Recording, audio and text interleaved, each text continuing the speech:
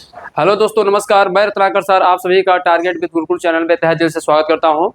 हम लोग केमिस्ट्री का दूसरा पार्ट जो लेसन फर्स्ट था क्लास 10th का चैप्टर रासायनिक अपक्रिया एवं समीकरण, उसका फर्स्ट टॉपिक हम लोग पढ़ चुके थे।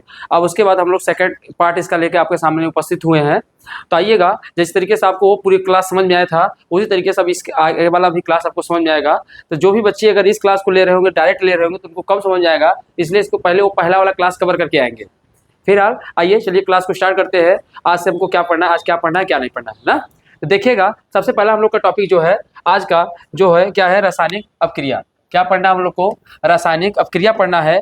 तो सबसे पहली बात प्यारी यही होता है, आपसे क्वेश्चन पूछा जाएगा कि रासायनिक समीकरण, रासायनिक क्रिया तो मैं आपको पढ़ा चुका हूँ।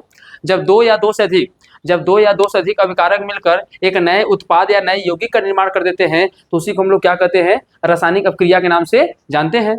पर आज के जो पॉइंट हमको सीखना है, क्या सीखना है कि हमको ये सीखना है कि रासायनिक समीकरण किसे कहते हैं। पहले ये समझेंगे रासायनिक समीकरण किसे कहते हैं। तो ध्यान देना प्यारे, बहुत ही सरल इसकी परिभाषा है। क्या बता सकते हो? जब रासायनिक क्रिया, जो भी रासायनिक अपक्रिया होती है, तो रासायनिक अपक्रियाओं को संकेतों के रूप में प्रदर्शित करना, रासायनिक अपक्रियाओं को संकेतों के रूप में प्रदर्शित करना ही क्या कहलाएगा, रासायनिक समीकरण कहलाएगा। मतलब जब उसे इक्वेशन फॉर्म में लिख दोगे तो वही क्या कहलाएगा, रासायनिक क्रिया कहलाएगा। जैसे अगर मैं आपसे कहूं कि ध्यान देना, अगर पहले सबसे पहले इसकी परिभाषा हम लोग लिख लेंगे। क्या लिखेंगे? जब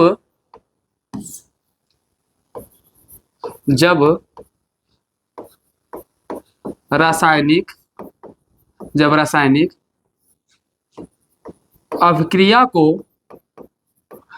अभिक्रिया को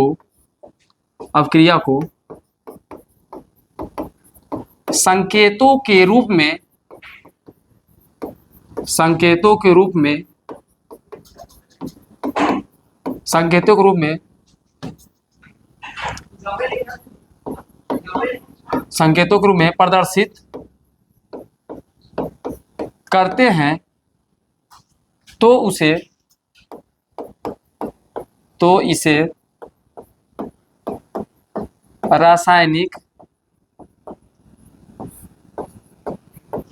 रासायनिक समीकरण कहते हैं। क्या बात अच्छे समझ में आ गया है? मैंने क्या कहा, जब रासायनिक अपक्रिया को संकेतों रूप में प्रदर्शित करते हैं तो उसे रासायनिक समीकरण कहते हैं। जैसे अगर मैं आपसे कहूं, अगर एक एग्जाम्पल लूं, जैसे हमारे पास एक एग्जाम्पल है प्यारे, मान लीजिए क्या कहा, कार्बन है। क्या है बेटा? कार्बन है। कार्बन प्लस क्या है, ऑक्सीजन है। कार्बन प्लस क्या है, ऑक्सीजन है। ये कार्बन और ऑक्सीजन मिलकर क्या बना देते हैं, तो कार्बन और ऑक्सीजन मिलकर क्या बना देते हैं, तो कार्बन डाई ऑक्साइड। अब मेरी बातों को ध्यान समझिएगा। जैसे अब इसी चीज को लिखा जाएगा तो कैसे लिखा जाएगा, अपक्रियाओं के रूप में लिखेंगे। क्या? जब ऑक्सीजन एवं ऑक्सीजन व कार्बन मिलकर कार्बन डाइऑक्साइड का निर्माण कर देते हैं, तो इसे इस तरीके से शब्दों में लिखते हैं। पर इसी को जब हम संकेतों के रूप में प्रदर्शित करना चालू कर देते हैं तो उन्हीं को हम लोग क्या कहते हैं, रासायनिक समीकरण के नाम से जानते हैं। जैसे ये क्या हो जाएगा प्यारे, कार्बन हो जाएगा, ये हमारे पास क्या होगा, ऑक्सीजन हो जाएगा, और दोनों मिलाकर क्या बना देंगे, CO2 मिला देंगे। क्या बन जाएगा, कार्बन डाइऑक्साइड। तो इसी को संकेतों के रूप में प्रदर्शित करना ही क्या कहलाएगा, रासायनिक समीकरण कहलाता है। अब अगली बात समझिएगा, यहीं से अगर मैं आपसे कहूं तो रासायनिक समीकरण कितने प्रकार का होता है प्यारे, ध्यान देना है। रासायनिक समीकरण दो प्रकार का। कितने प्रकार का? दो प्रकार का। रासायनिक समीकरण, तो रासायनिक समीकरण जो होगा दो प्रकार का होगा। एक होगा संतुलित रासायनिक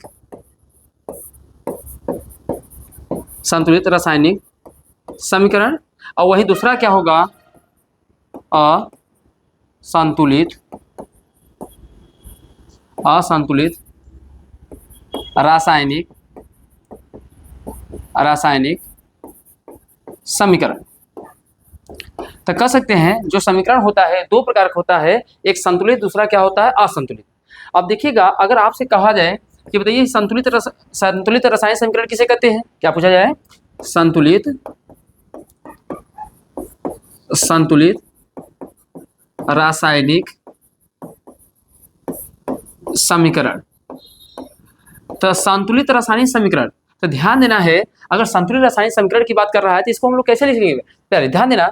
जिसमें देखो हमेशा अगर मैं आपसे कहूँ तो कोई भी समीकरण लिखते हैं तो उसमें दो चीजें इंपॉर्टेंट होती है, एक होता है अभिकारक और दूसरा क्या होता है उत्पाद। तो ध्यान देना प्यारे, जैसे हमेशा जो अभिकारक होता है वो कहाँ पे होता है, तो अभिकारक हमारा क्या होगा, इधर रहेगा, अभिकारक हो जाएगा।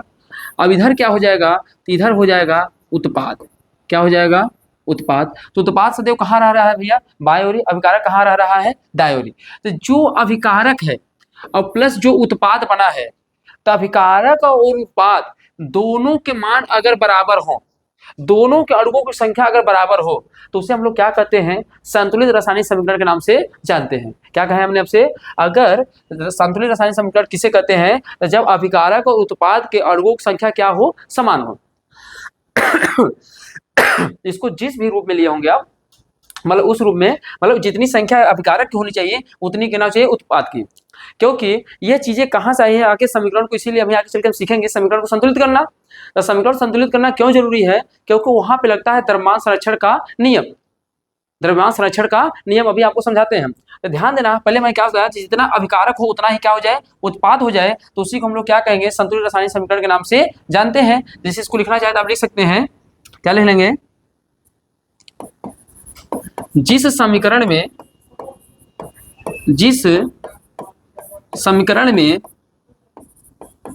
उत्पाद एवं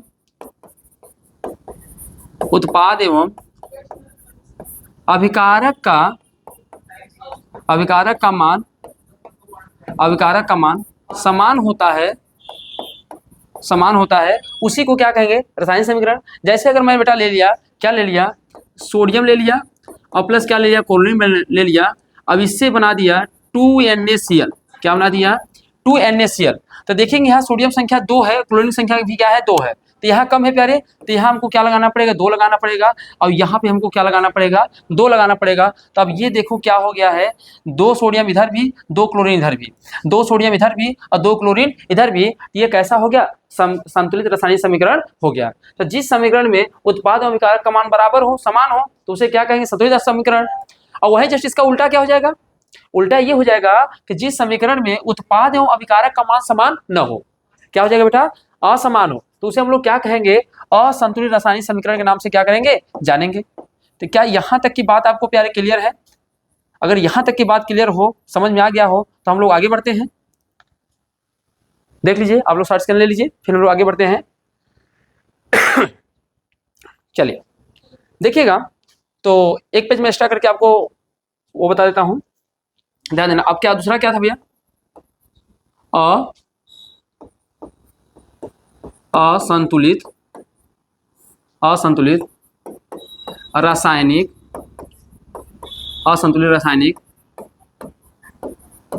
समीकरण। अब देखेंगे असंतुलित रासायनिक समीकरण की बात करेंगे तो कह सकते हैं, इसमें बातें हम लोग क्या बोल सकते हैं, तो कह सकते हैं जिस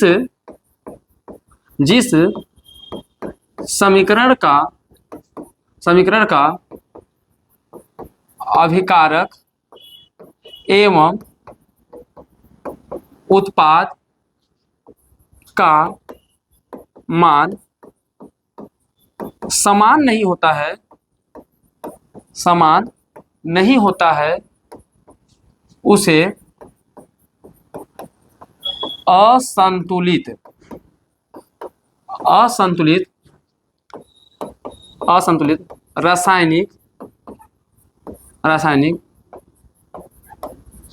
असंतुलित रासायनिक समीकरण कहते हैं। तो क्या बात क्लियर हो गया, जिस समीकरण का क्या हो, अभिकारक एवं उत्पाद क्या हो, का मान समान नहीं होता है, उसी को हम लोग असंतुलित समीकरण के नाम से जानते हैं। जैसे अगर मैं आपसे कहूं यहाँ कार्बन है प्लस ऑक्सीजन मिलकर क्या बना दिया, कार्बन डाइऑक्साइड। अब ये देखो, ये ध्यान देना, क्या है, ये अभिकारक है, ये क्या है भैया, अभिकारक है।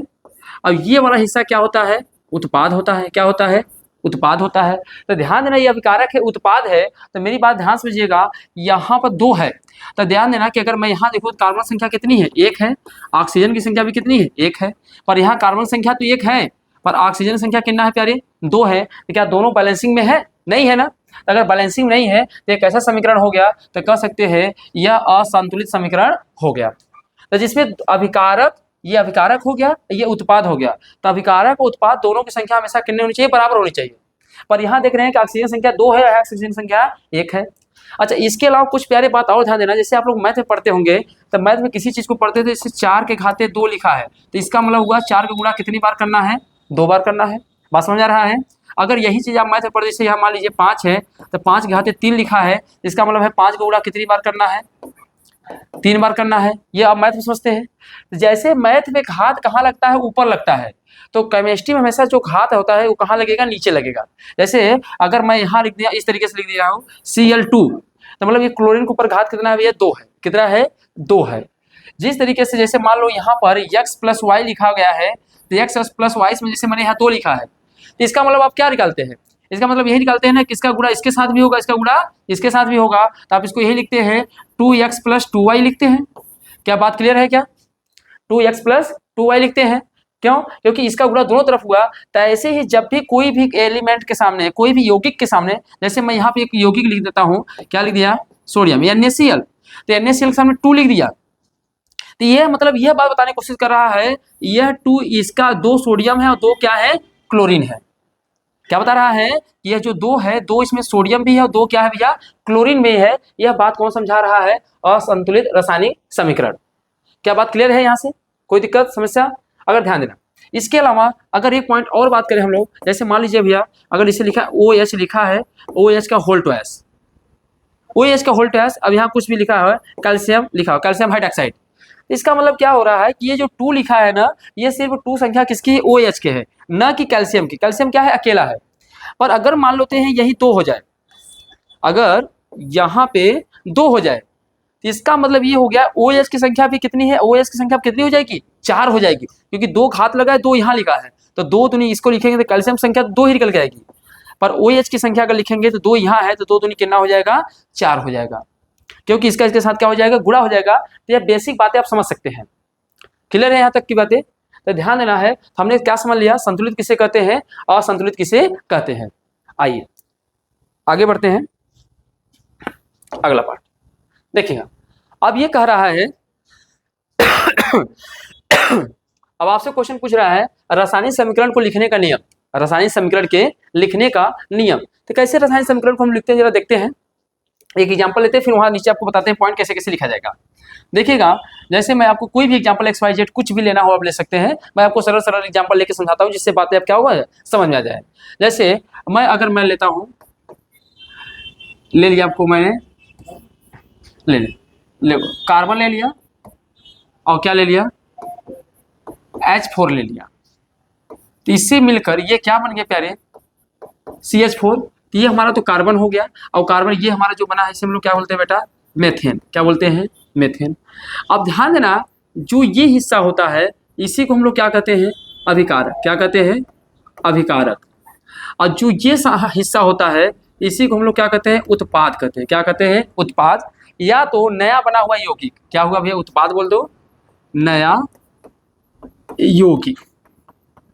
ठीक है, तो इसे उत्पाद या नया यौगिक के नाम से हम लोग जानेंगे। इसे अभिकारक कहेंगे, इसे क्या कहेंगे? उत्पाद।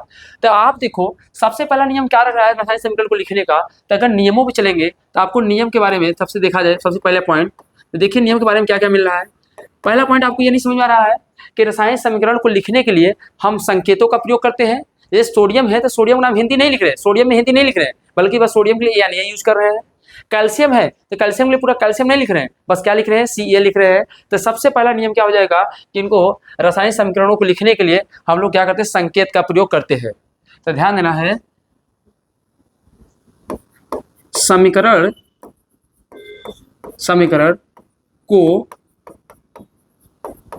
लिखने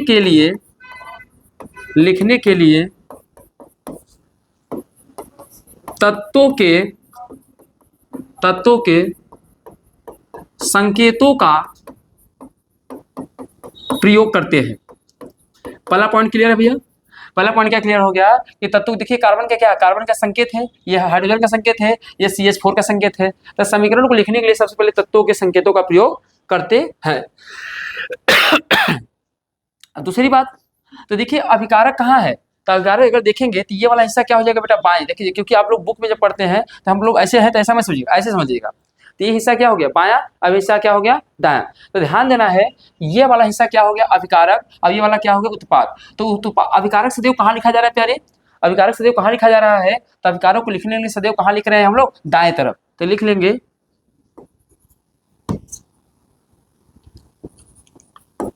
अभिकारक, अभिकारक को सदैव दाएं रखा जाता है। तो अभिकारक को कहाँ रखा जाता है, तो अभिकारक को सदैव कहाँ रखा जाएगा भैया, दाएं रखा जाएगा। वहीं वहीं वहीं उत्पाद को बाएं बाएं रखा जाता है। तो उत्पाद को कहाँ रखा जाएगा भाई, बाएं रखा जाएगा। इसका तीसरा पॉइंट देखिएगा, अगर एक से अधिक अभिकारक हो, देखिए कार्बन एक अभिकारक हो गया, H4 एक अभिकारक हो गया। तो जब एक से अधिक अभिकारक होते हैं तो उसे धन का चिन्ह लगा कर क्या कहते हैं, लिखा जाता है। तो अगला पॉइंट क्या लिखेंगे, यदि एक से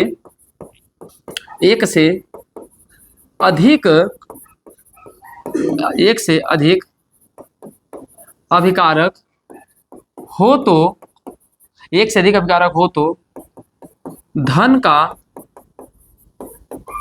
चिन्ह लगाकर लिखते हैं। क्या करते हैं, धन का चिन्ह लगाकर लिखते हैं। क्या तीसरा पॉइंट क्लियर हो गया। चौथा, अगर इसी तरीके से जैसे बेटा अभिकारक को लिखे हैं उसी तरीके से ध्यान देना उत्पाद को भी, अगर उत्पाद एक से ज्यादा बनेगा तो वहां भी धन का चिन्ह लगा के लिखेंगे। यहां लिख सकते हैं इसी प्रकार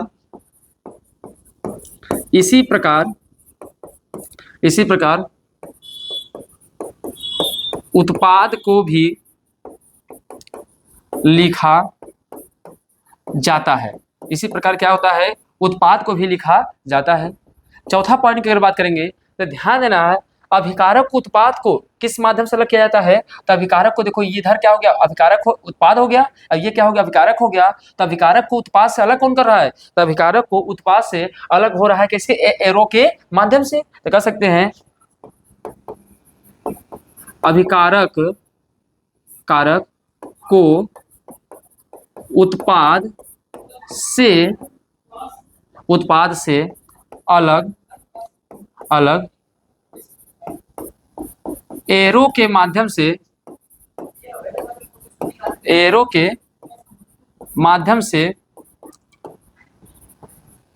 अलग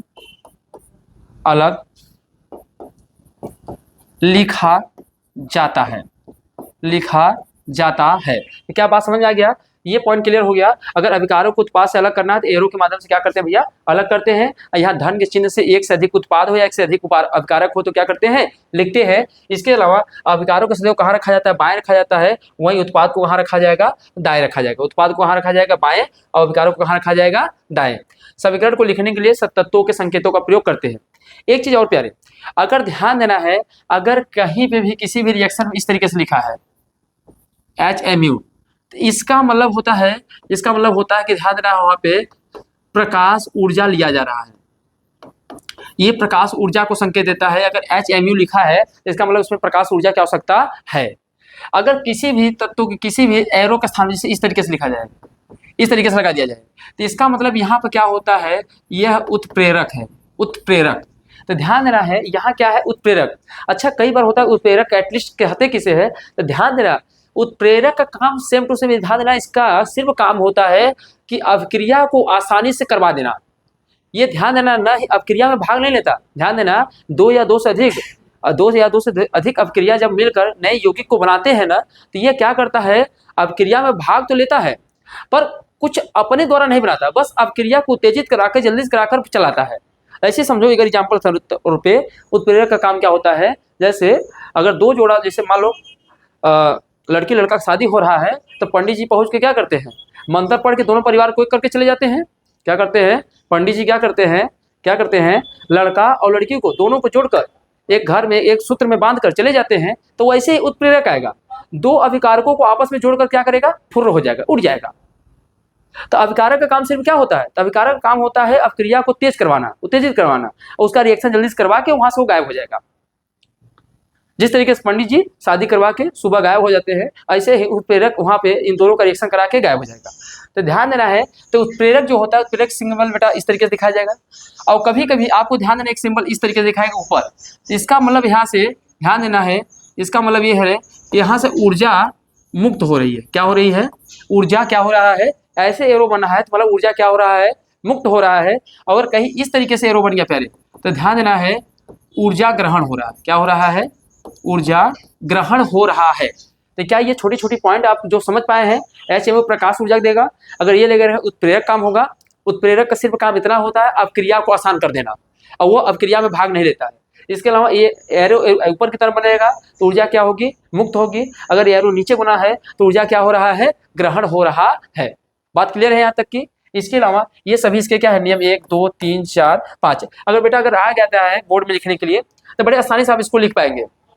अगर बोर्ड में आ गया तो आपको लिखने में किसी प्रकार की कोई समस्या नहीं होगी, बड़े आसानी से इसको लिखते हुए चले जाएंगे। ठीक है, चलिए सभी बच्चे इसको शॉर्ट स्कैन ले लीजिए। अच्छा, ये मेरी पूरी क्लास आपको मैं बता दे रहा हूँ, भले से थोड़ा सा लेट सवेर वीडियो जा रहा है, कोई बात नहीं है, पर मैं आपको दिसंबर लास्ट दिसंबर तक पूरे सोशल साइंस और मैथ के जो वीडियो डाल देंगे। पूरा बेटा यूट्यूब पे फ्री रहेगा, कहीं भी कोई बैच खरीदने की जरूरत नहीं पड़ेगी। क्लास वाले अपना आराम से यहीं से क्या कर सकते हैं? कवर कर ले जाएंगे। तो उनका पूरा सिलेबस यहीं पे तैयार करा दिया जाएगा यूट्यूब पे, हमारे टारगेट विद गुरुकुल चैनल पे। ठीक है, इसके बाद अभी आपको जस्ट ही बिंद्रा सर मिलेंगे मैथ के कुछ क्वेश्चन लेके आपके समझ ट्रिग्नोमेट्री के। ठीक है, चलो यहाँ तक की बातें समझ आ गई बेटा, तो हम लोग आगे बढ़ते हैं। सर्च कर ले लीजिए सभी लोग। चलिए, अब ये है रासायनिक समीकरण को संतुलित करने के नियम। तो सबसे पहला क्वेश्चन प्यारे हमारे मन में ये आना चाहिए कि आखिर रासायनिक समीकरण को संतुलित क्यों करें? सबसे पहला बात ये होता है कि रासायनिक समीकरण को संतुलित क्यों करें, इसकी करने की जरूरत क्यों पड़ गई? तो ध्यान देना है, अगर रासायनिक समीकरण को संतुलित करना है तो इसके पीछे एक लॉजिक क्या है कि क्या है? द्रव्यमान संरक्षण का नियम। द्रव्यमान संरक्षण, जिस तरीके से ऊर्जा संरक्षण का नियम पढ़ते हैं वैसे ही ये द्रव्यमान संरक्षण का नियम होता है। अब देखिएगा, तो ध्यान देना, अगर आपसे पूछा जाए रासायनिक समीकरण को संतुलित क्यों किए, क्वेश्चन एक बन जाए कि क्यों किया जाए रासायनिक समीकरण को, रासायनिक समीकरण को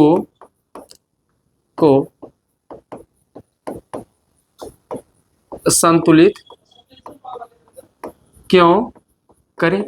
बड़ी बात है। तो ध्यान देना बेटा, इसको करने के पीछे क्या है? इसके करने के पीछे क्या है? द्रव्यमान संरक्षण का नियम। अब द्रव्यमान संरक्षण का नियम, ये द्रव्यमान संरक्षण का नियम क्या कहता है? कहता है कि भैया जितनी पदार्थ है, जो पदार्थ है ना, न ही पदार्थ को आप नष्ट कर सकते हैं, न ही से उत्पन्न कर सकते हैं, न ही पदार्थ को नष्ट कर सकते हैं, न ही उत्पन्न कर सकते हैं। बहुत ज्यादा अगर आप चाहते हैं तो बस इसके अवस्थाओं को चेंज कर सकते हैं। क्या कर सकते हैं? इनके अवस्थाओं को चेंज कर सकते हैं इनके अवस्थाओं को चेंज कर सकते हैं, पर इनके साथ कोई भी भेदभाव नहीं किया जा सकता। तो जितना द्रव्यमान संरक्षण का नियम क्या कहता है कि अभिकारक जो है, जितना अभिकारक होता है उतना ही क्या होना चाहिए? उत्पाद होना चाहिए। क्योंकि अब भाई अभिकारक क्या है? एक पदार्थ ही है। अभिकारक क्या है? एक पदार्थ है। तो पदार्थ का मान जितना हमने पहले लिया था, मान लो 1000 ग्राम लिया है, तो उत्पाद भी जो बने वो कितना बने? 1000 ग्राम बने। ये पदार्थ का नियम क्या कहता है? द्रव्यमान संरक्षण का नियम ये कहता है कि भैया पदार्थ न ही उत्पन्न किया जा सकता है, पदार्थ न ही उत्पन्न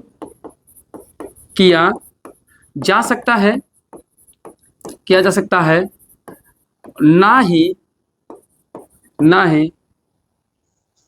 पदार्थ ना ही उत्पन्न किया जा सकता है, ना ही नष्ट किया जा सकता है, न ही नष्ट किया जा सकता है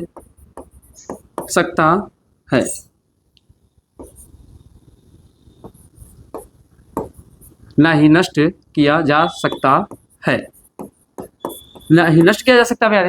तो न ही पदार्थ को उत्पन्न किया जा सकता है, न ही नष्ट किया जा सकता है, बस इसकी अवस्थाओं चेंज करेंगे। तो मतलब जितना अभिकारक होना चाहिए उतना ही क्या होना चाहिए? उत्पाद होना चाहिए। क्योंकि द्रव्यमान संरक्षण का नियम यही कहता है कि नहीं पदार्थ को उत्पन्न किया जा सकता है, ना ही तो नष्ट किया जा सकता है। ऐसे सेम टू सेम क्या है बेटा? ऊर्जा। जैसे मान लो पदार्थ है, जैसे ऊर्जा है तो ऊर्जा के भैया देखो ऊर्जा संरक्षण का नियम एक अल्बर्ट आइंस्टीन ने दिया था। आप ध्यान देना है, अगर देखा जाए तो ऊर्जा संरक्षण का नियम, तो अगर ऊर्जा संरक्षण के नियम के बारे में बात करेंगे बेटा, ऊर्जा संरक्षण का नियम तो क्या होता है, E बराबर mc², और किसने दिया था, अल्बर्ट आइंस्टीन ने। किसने दिया था, अल्बर्ट आइंस्टीन ने। अब ध्यान दें, ऊर्जा भी क्या होता है, ऊर्जा को नहीं उत्पन्न किया जा सकता है, ना ही तो नष्ट किया जा सकता है, बस उसे एक रूप से दूसरे रूप में क्या कर सकते हैं, कन्वर्ट कर सकते हैं। बात सही है नहीं सही है। इसी तरीके से पदार्थ को नहीं बेटा उत्पन्न किया जा सकता है, नहीं नष्ट किया जा सकता है, बस इसकी अवस्थाओं चेंज करेंगे तो बाकी पदार्थ जितना इधर रहेगा उतना ही पदार्थ क्या रहेगा, इधर भी रहेगा। बात समझ आ रहा है। तो इसीलिए रासायनिक समीकरण को संतुलित किया जाता है। तो अगर आपसे क्वेश्चन पूछा जाए क्यों किया जाता है, तो द्रव्यमान संरक्षण के नियम को पालन करने के लिए इनका संतुलन करना बहुत ही अनिवार्य होता है। तो मैं इतना बात तो बता दिया, जैसे भैया ये है, ये प्लस क्या है, बी है, अब मिलकर सी डी बनाए हैं। तो मैंने कहा ये पक्ष क्या है भैया, ये पक्ष क्या है, तो आप कह सकते हैं इसे हम लोग क्या बोलते हैं, अभिकारक। क्या बोलते हैं, अभिकारक बोलते हैं। अगर इस पक्ष की बात करेंगे तो इसे क्या कहते हैं, उत्पाद। अब देखो भैया, अब आप जब 11th में जाओगे, 12th में जाओगे तो यहाँ रसायन समीकरण सीखने, संतुलन करने बहुत सारे नियम हैं, पर हम लोग यहाँ पे जो नियम सीखेंगे अनुमान विधि का, अनुमान विधि जिसको बोलते हैं, मतलब हम लोग अपना तर्क शक्ति लगा के बस यूज करेंगे। क्योंकि हमारे देखो पेपर में इस बार जो 2023 वाला एग्जाम हुआ था 24 में, इसमें वाले में देखिएगा कि अभी बोर्ड में इस बार बैलेंसिंग करने के लिए दिया ही नहीं था। तो हो सकता है इस बार बैलेंसिंग करने के लिए दिया जाएगा, तो इस पर ध्यान देना कि क्योंकि हमको जो क्वेश्चन बोर्ड में आ रहे हैं उस पर अपनी पकड़ को ज्यादा बनाना है। क्योंकि इस बार देखेंगे बैलेंसिंग करने के लिए दिया ही नहीं था, पर बैलेंसिंग करना तो सीखना है, क्योंकि आगे चल के हमको जितने भी नियम पढ़ना, चाहे वियोजन अपक्रिया पढ़े, चाहे संयोजन अपक्रिया पढ़े, चाहे विस्थापन अपक्रिया पढ़े, चाहे ऑक्सीकरण पढ़े, ठीक है, उष्मा क्षेपी, उष्मा शोषी जो भी पढ़ेंगे तो वहाँ बैलेंसिंग की जरूरत पड़ेगी। इसलिए बैलेंसिंग सीखना है। अगर बोर्ड में नहीं है, 10 में नहीं आएगा तो 11 वाले में तो आएगा ही आएगा। पर हम लोग चलिए सीखते हैं कैसे क्या करेंगे। तो सबसे पहले देखिए, इसका कोई नियम नहीं है, पर मैं आपको अपना तर्क बताता हूँ पहले कैसे क्या हल करना है। तो ध्यान देना है, अगर जब भी रासायनिक समीकरण हल करने चलिए तो सबसे पहले आप किसको करिए प्यारे, धातु को। किसको करिए, धातु को बैलेंसिंग करिए। धातु के बाद फिर दूसरे नंबर पर किसको करिए, धातु के बाद किसको करिए, अधातु को। किसको करिए, अधातु को। अधातु के बाद फिर किसको करिए भैया, अगर ऑक्सीजन की संख्या दिया है तो ऑक्सीजन करिए। अब ऑक्सीजन के बाद लास्ट में किसको करिए, कार्बन करिए। कुछ जब भी जैसे इसको करिए, इसको करने के बाद फिर ऊपर वाला चेक करिए संख्या बढ़ी तो घटी कि नहीं, संख्या बढ़ी या घटी कि नहीं। इस बार ऐसे इसका कोई स्पेशल नियम होता नहीं है, पर आप समझने के लिए बस समझिएगा। हम लोग तर्क लगाएंगे कि जितना अभिकारक में अणु होने चाहिए और उतना ही किसमें रहना चाहिए, कहाँ चाहिए, उत्पाद में। तो आइए एग्जाम्पल के माध्यम से समझते हैं तो आपको ज़्यादा बेहतर समझ जाएगा। तो आइए एग्जाम्पल के माध्यम से समझने की कोशिश कर रहे हैं ना कि क्या होता है, कैसे हम लोग बैलेंसिंग करते हैं। चलिए देखिएगा, स्पेशल आपको लिखने के लिए बस आएगा बेटा कि अगर रासायनिक संतुलन करने के नियम आपसे कभी नहीं पूछेगा, जब भी पूछेगा दे देगा क्वेश्चन और बैलेंसिंग करना रहेगा। जैसे एक मेरे सामने क्वेश्चन है MgO2 प्लस से क्या बन गया, Mg ऑक्साइड। देखो बेटा, हमारे पास क्या है, मैग्नीशियम है प्लस ऑक्सीजन है, इससे रिएक्शन करके क्या बना है, मैग्नीशियम ऑक्साइड। तो आप ये जानते हो इसको हम लोग क्या कहते हैं, अभिकारक। क्या कहते हैं, अभिकारक। अब इसको जानते हो क्या कहते हैं हम लोग, उत्पाद। क्या कहते हैं, उत्पाद। तो सबसे पहला काम आपको करना है, जितने भी अभिकारक दिए हैं उनको लिख लेना है और जितने उत्पाद दिए हैं उनको लिख लेना है। तो अभिकारक में क्या दिया प्यारे, मैग्नीशियम दिया है और क्या दिया है, ऑक्सीजन दिया है। तो मैग्नीशियम की संख्या देखो कितना है, यहाँ पे कुछ नहीं है तो बेटा क्या है, 1 है, कुछ नहीं है तो यहाँ पे क्या है, हमेशा ध्यान देना है, यहाँ 1 है। तो मैग्नीशियम संख्या कितना हो गया, 1।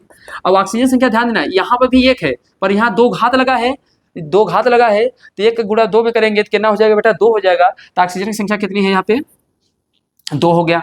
इसी तरीके से अगर यहाँ देखेंगे तो मैग्नीशियम की संख्या यहाँ भी कितनी है प्यारे, 1 है, उत्पाद वाला एरिया। ये बेटा कौन सा है, अभिकारक वाला। अब ऑक्सीजन की संख्या कितनी है, 1 है। अब बताइएगा, मैग्नीशियम की संख्या तो सही है, 1 है, 1 है, एकदम सही है, बात कोई दिक्कत नहीं है।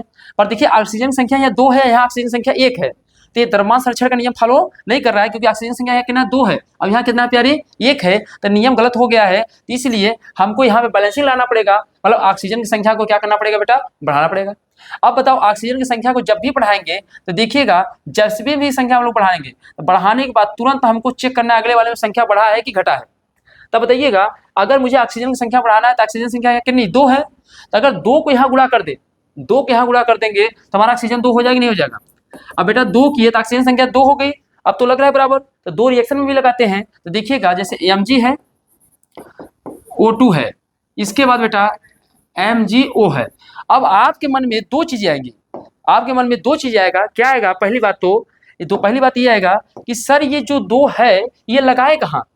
दो सर यहाँ लगा दिए, डायरेक्ट ऑक्सीजन काम हो जाएगी, दो यहाँ लगाएंगे। तो बेटा ध्यान देना, जब वो रिएक्शन देगा तो घात लगा के देगा। घात कभी भी आपको नहीं लगाने की अथॉरिटी है। आप जब भी संख्या को रखेंगे तो संख्या को कहाँ रखेंगे भैया? तो संख्या को सदैव यहाँ नहीं रखेंगे, दो को यहाँ नहीं रखना है। दो को यहाँ रखोगे तो गलत हो जाएगा। तो दो को कहाँ रखोगे प्यारे? यहाँ रखोगे। कहाँ रखोगे? ये यहाँ पे। अब बताइए, जैसे दो को आपने यहाँ रखा तो देखिए इसके साथ साथ बेटा मैग्नीशियम में भी दो से गुणा हो गया, तो मैग्नीशियम की संख्या कितनी हो गई? दो हो गई। और ऑक्सीजन की संख्या कितनी हो गई? दो हो गई। तो यहाँ जैसे आपने दो रखा, ऑक्सीजन से गुणा किया, तो ये दो बेटा यहाँ पर रखा, यही चीज यहाँ मैं लिख रहा हूँ। तो दो जैसे यहाँ रखा तो दो को गुणा बेटा इसके साथ भी हो गया और दो को गुणा इसके साथ हो गया। तो मैग्नीशियम तो देखिए यहाँ पे दो हो गया, और यहाँ मैग्नीशियम कितना है? एक है। मतलब इस तरह भी मैग्नीशियम से दो से गुणा करना पड़ेगा। तो यहाँ भी प्यारे हम लोग दो से गुणा कर देंगे, तो इसके यहाँ वाले स्थान पे भी क्या रख देंगे? दो रख देंगे। अब जरा मिलाइए तो देखिए मैग्नीशियम की संख्या यहाँ भी दो है, मैग्नीशियम संख्या यहाँ भी दो है, ऑक्सीजन संख्या यहाँ भी दो है, ऑक्सीजन संख्या यहाँ भी क्या है? दो है। तो अब दोनों तरफ बताओ, द्रव्यमान संरक्षण का नियम फॉलो करने लगा नहीं करने लगा? तो द्रव्यमान संरक्षण नियम कैसे करना भैया? तो पहले जो भी यौगिक दिए गए हैं, जब दो भी तत्व दिए हैं उन्हें इंडिविजुअली फॉर्म में अलग अलग लिख लीजिए। लिखने के बाद देखिए उनकी संख्या कितने हैं। यहाँ पे अगर एक है, ध्यान देना, कुछ नहीं है तो मतलब क्या है? एक है। दो है, तीन है, जो है उसके सामने रखिए। ऐसे ही ऑक्सीजन है तो ऑक्सीजन की जितनी संख्या होगी उसके सामने रखिए। ऐसे इस तरफ जितने भी उत्पाद होंगे उत्पाद की संख्या को रखिए, और वैसे ही जितने ऑक्सीजन होंगे ऑक्सीजन की संख्या को क्या करिए? रखिए। रखने के बाद फिर आप मिलाइए कि किसकी संख्या कम है किसकी संख्या ज्यादा है। जिसकी संख्या कम मिले वहीं से सॉल्व करना चालू कर दो। आइए आपको सोचना है, अगर यहाँ देखो दो है तो मतलब यहाँ पे अगर दो है तो यहाँ भी दो बनाना होगा। तो दो से हमने क्या कर दिया बेटा? गुणा कर दिया। और दो से गुणा कर दिया तो ऐसे ऊपर वाले में गुणा कर सकते हैं। जैसे दो यहाँ रखा, इसके स्थान पर रखा, तो ये दो के यहाँ रखने पर बेटा इसका गुणा इसके साथ भी हो गया और प्लस इसके साथ भी हो गया। तो इसलिए हमको मैग्नीशियम संख्या बढ़ाने के लिए हमको दो से क्या करना पड़ा गया? गुणा करना पड़ा। देखिए मैं आपको सिखा रहा हूँ, सिखाने समय ज्यादा लगेगा, पर अगर आप सीख चुके हैं इसको आराम से, मैं जो मेथड बता रहा हूँ उस मेथड से आप प्रैक्टिस करिए और 10-15-20 कर लीजिएंगे तो बोर्ड में आपको कहीं भी परेशानी नहीं होगा। ठीक है ना? अच्छा, कोई भी बोर्ड वाले बच्चे हो वहां पे रिएक्शन एक आता है। चलिए एक दो क्वेश्चन और आपको कराते हैं, बाकी होमवर्क के लिए आपको छोड़ेंगे हम। देखिए जैसे एक क्वेश्चन बेटा हमारे पास और आ गया है, क्या है? जिंक है, H2 SO4 है, इससे क्या बना है बेटा? जिंक SO4 प्लस H2 है। अब बेटा देखो नाम सबको पता होना चाहिए, जिससे इसको हम लोग क्या कहते हैं? ये तो हमारा जिंक है, आपको पता है ये क्या है हमारे पास है? जिंक है। इसको बोलते हैं हम लोग क्या बोलते हैं? सल्फ्यूरिक अम्ल बोलते हैं। क्या बोलते हैं? इसको क्या बोलते हैं बेटा? इसको हम लोग बोलते हैं,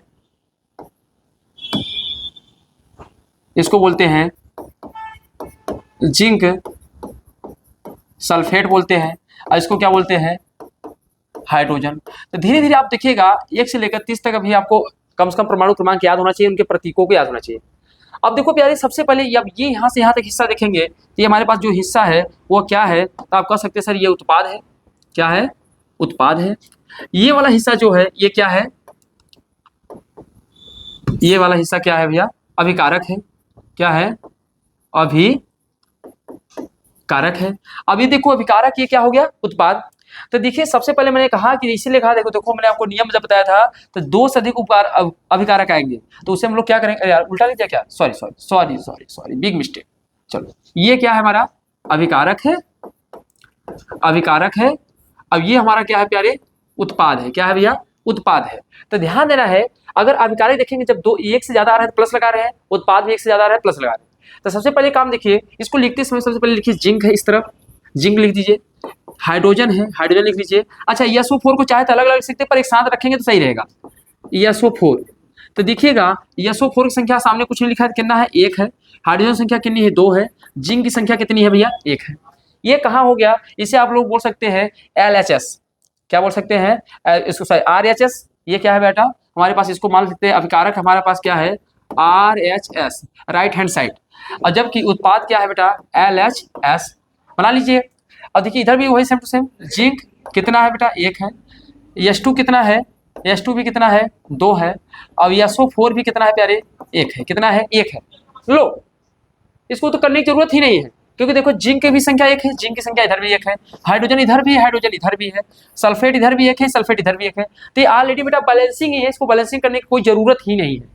क्योंकि ऑलरेडी ये क्या है, बैलेंस है। क्योंकि देखिए सभी संख्या मिल रहा है नहीं मिल रहा है, अगर सभी संख्या मिल रहा है बेटा तो ऑलरेडी ये क्या है, बैलेंस में है। क्या बात क्लियर हो गई? तो इसी तरीके से लिख के आपको चेक करना है। चलिए एक और करते हैं हम लोग, एक दो प्रैक्टिस और कर लेते हैं। आइए अब देखिए, जैसे ये क्वेश्चन हमारे पास है, तीसरा है, इसको बैलेंस में करना है। कैसे करना बेटा, ले लो, एफ ई है, इसको आयरन बोलते बेटा, H2 है, जल है, Fe3O4 है, फिर एक ऑक्साइड हो जाएगा बेटा, इसके बाद क्या हो जाएगा, H2 हो गया। ठीक है, वहां प्लस लिख के आया, उसको दिक्कत नहीं, प्लस ऊपर लगना चाहिए। ठीक है इतना तो पता हो गया। इसे क्या कहेंगे, अभिकारक। क्या कहेंगे, अभिकारक कहेंगे। इसे क्या कहेंगे, उत्पाद कहेंगे। क्या कहेंगे प्यारे, उत्पाद। तो जो चीजें हैं उसको हम लोग क्या करते हैं, लिख लेते हैं फटाफट। देखिए क्या क्या बातें हैं। अगर Fe है तो Fe की संख्या कितना है बेटा, 1 है। हाइड्रोजन की संख्या अलग अलग लिख लो, सॉरी हाइड्रोजन संख्या लिखो, कितना है, 2 है। ऑक्सीजन संख्या इधर कितना है प्यारे, 1 है। इधर चलो, Fe की संख्या कितना है यहाँ पे, 3 है। ऑक्सीजन की संख्या कितनी है बेटा, पहले हाइड्रोजन लिख लेते हैं, क्रम से सही रहेगा, सही है, 2 है। और ऑक्सीजन की संख्या कितनी है, 4 है। अब बताइए Fe की संख्या है 1, यहाँ Fe की संख्या कितना बेटा, 3 है। तो हमको Fe को सुधारना पड़ेगा। तो Fe को सुधारने के लिए हमको क्या करना पड़ेगा, तो सबसे पहले तो हम तो जो चीजें हैं उसको क्या करते हैं, पहले लिख लो ऐसे ही। Fe नीचे सुधारने वाला बेटा, ये ध्यान ना, रॉन्ग है, इधर वाला जो लिखेंगे राइट है। Fe प्लस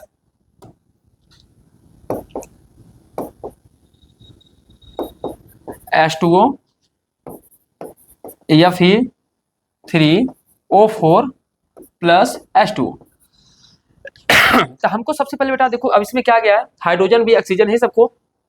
चलो, तो सबसे पहले हमने कहा था कि आपको धातुओं को बैलेंस करना है। नियम में बता रहा था किसको, धातु। तो Fe क्या है बेटा, धातु है। तो बताइए यहाँ Fe 3 है, यहाँ Fe 1 है, तो हमको 3 बनाना पड़ेगा। हमको 3 बनाना पड़ेगा, नहीं बनाना पड़ेगा। तो 3 बनाने के लिए प्यारे यहाँ 3 है, तो इसको 3 से हमको क्या करना पड़ेगा, गुणा करना पड़ेगा। और जैसे 3 से गुणा करेंगे तो इसकी संख्या कितनी होगी, 3। तो बताओ, तो इसके सामने क्या रख देंगे, 3 रख देंगे। तो 3 रख देंगे तो Fe कितना हो गया, 3, इधर भी Fe 3। तो इसका काम तो आसान हो गया, चलो खत्म हो जाए। अब आते हैं हाइड्रोजन संख्या, देखो 2 यहाँ भी है, हाइड्रोजन संख्या 2 इधर भी है, कोई दिक्कत नहीं है। पर मैटर ये हो गया है प्यारे, यहाँ ऑक्सीजन की संख्या कितनी हो गई है, यहाँ ऑक्सीजन संख्या कितनी है, तो ध्यान देना है, यहाँ पे ऑक्सीजन संख्या 4 है, और जबकि यहाँ पे ऑक्सीजन संख्या कितना है, 2 है। तो हमको क्या करना पड़ेगा बेटा, तब यहाँ से ध्यान देना, एक मैटर और प्रयास करेगा, इसको भी थोड़ा सा रुके रहिएगा, देखिएगा करते समय। यहाँ 3 है ना, तो पहले हम लोग इसी को सफराते हैं। ध्यान देना बेटा, पहले अगर ध्यान ऑक्सीजन की संख्या को लेकर चलेंगे तो ऑक्सीजन संख्या 1 है, यहाँ ऑक्सीजन संख्या कितना है, 4 है। तो ऑक्सीजन संख्या 4 बनाने के लिए 4 से गुणा करना पड़ेगा। अब मैंने बोला था जो 4 आप रखेंगे यहाँ नहीं रखेंगे, 4 यहाँ पर रखेंगे। अब बताओ, जैसे 4 आपने यहाँ रखा तो न चाहते हुए भी आपने गुणा किसके साथ कर दिया, हाइड्रोजन के साथ। अब हाइड्रोजन संख्या 8 हो गई, ऑक्सीजन संख्या 4 हो गई। पर इधर हाइड्रोजन संख्या कितना बेटा, 4 है। तो इधर हम लोग को डायरेक्ट अगर इस पर 4 लगा देंगे, यहाँ भी 4 से यहाँ कितने से गुणा कर देंगे बेटा, ध्यान देना। तो यहाँ बेटा 2 है, तो यहाँ भी ऑक्सीजन स्थान पे कितना हो जाएगा, ऑक्सीजन है ना, सॉरी हाइड्रोजन ऊपर है ना, हाइड्रोजन से कितना है बेटा, तो यहाँ से कितने से गुणा कर देंगे, 4 से कर देंगे। तो यहाँ भी 8 हो जाएगा, यहाँ भी कितना हो जाएगा, 8 हो जाएगा। काम कर भाई, यहाँ भी 8 हो जाएगा। और इस पे भी कितना हो जाएगा, यहाँ कितना लगा देंगे, तो यहाँ हम लगा देंगे 4। कितना लगा देंगे, 4। तो देखिएगा अब हाइड्रोजन संख्या 8 इधर भी 8 इधर भी है, और ऑक्सीजन की संख्या यहाँ भी देखिए 4 हो गया है, और ऑक्सीजन संख्या यहाँ भी 4 यहाँ भी 4। अब दोनों का काम तमाम हो गया है, अब दोनों काम तमाम हो गया है, पर अभी भी हमारे पास लोहा बचा हुआ Fe है। Fe का मान कितना है, 3 है।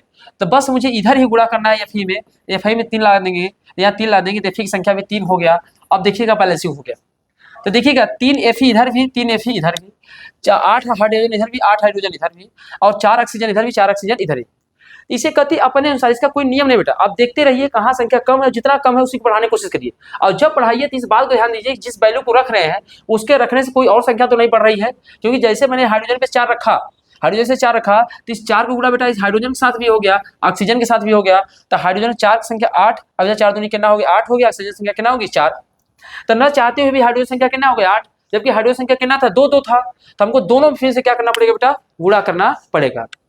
तो इसी तरीके से आप चाहिए तो इसको आप बैलेंसिंग कर सकते हैं बेटा। तो इसके अलावा बहुत सारे हमने क्वेश्चन 2-3 आपको करा दिए प्रैक्टिस के तौर पे, आप समझ सकते हैं। जैसे ये बेटा एक और कर लेते हैं, जैसे यहाँ देख लो, CO मोनोकार्बन साइड है, देखो कार्बन मोनोऑक्साइड है, प्लस H2 है बेटा, और ये ध्यान देना है CH3 OH है बेटा।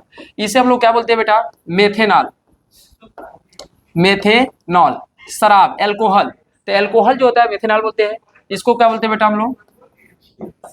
कार्बो मोनो ऑक्साइड। क्या बोलते हैं? कार्बो मोनो ऑक्साइड। यही तो हाइड्रोजन आपको पता है। तो इतना पता है बेटा, ये क्या हो जाएगा? अभिकारक। ये क्या हो जाएगा? अभिकारक। अब ये क्या हो जाएगा? उत्पाद। जरा आइए काम करना चालू करते हैं। अब देखिएगा देखिएगा कार्बन संख्या कितनी है बेटा? 1 है। ऑक्सीजन संख्या भी कितनी है? 1 है। हाइड्रोजन संख्या कितनी है? 2 है। आइए इधर देखते हैं। CH कार्बन संख्या कितना बेटा? 1 है। हाइड्रोजन संख्या कितना है? 3 है। हाइड्रोजन संख्या 3 है बेटा। हाइड्रोजन संख्या कितना है? देखो ये 3 है कि यहाँ 4 है? तो हाइड्रोजन संख्या कितना है? 4 है। और ऑक्सीजन संख्या कितना प्यारे? 1 है। बस हमारा काम कुल मिला के गड़बड़ा एक जगह है। क्या? हाँ, कार्बन संख्या बराबर है, कार्बन संख्या बराबर है, ऑक्सीजन संख्या बराबर है, ऑक्सीजन संख्या बराबर है। बस अगर समस्या है इस पे और इस पे, तो इसको आराम से बैलेंसिंग कर सकते हैं बहुत ही आसान तरीके से। पहले आप रिएक्शन को पूरा लिख लीजिए बेटा। COH2 CH3OH। अब देखो बेटा ये सब कुछ सही है, बस हमको हाइड्रोजन संख्या बढ़ाना है। हाइड्रोजन संख्या इधर बढ़ाना है तो मात्र हाइड्रोजन में, अगर आप ही बताइए, अगर इस हाइड्रोजन में अगर हम लोग 2 से गुणा कर देंगे, ये 4 हो जाएगा। और हाइड्रोजन संख्या 3 यहाँ, एक यहाँ मिला के कितना? 4 है ही नहीं है। तो यहाँ बस बेटा क्या लगा देना है आपको? ये 2 लगा देना है, आपका काम ओवर।